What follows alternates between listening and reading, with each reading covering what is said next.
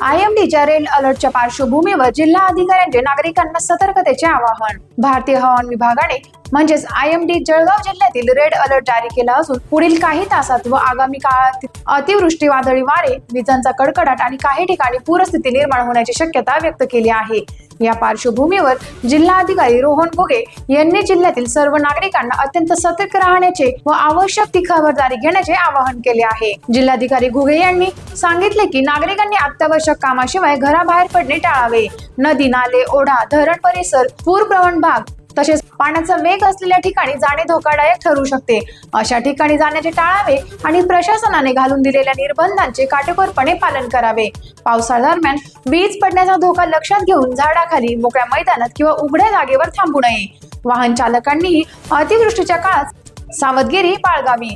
पाण्याखाली गेलेल्या रस्त्यांवरून वाहन चालविण्याचा किंवा पायी जाण्याचा प्रयत्न करू नये, कारण अशा परिस्थितीत जीवितास गंभीर धोका निर्माण होऊ शकतो।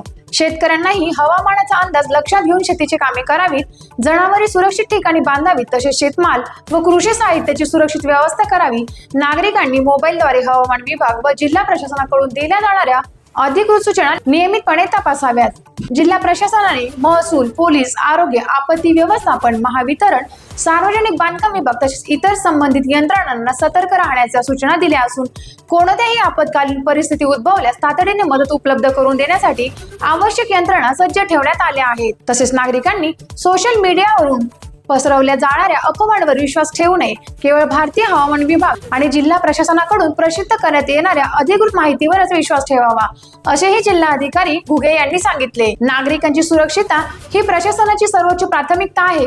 सर्वांनी संयम राखून प्रशासनाला सहकार्य करावे आणि आवश्यक ती खबरदारी घेऊन स्वतःची व कुटुंबियांची सुरक्षितता सुनिश्चित करावी, असे आवाहन करण्यात आले। टाइम्स ऑफ महाराष्ट्रासाठी जळगाव प्रतिनिधी विनोद पवार यांचा रिपोर्ट। नमस्कार, मी रोहन घुगे, जिल्हाधिकारी जळगाव।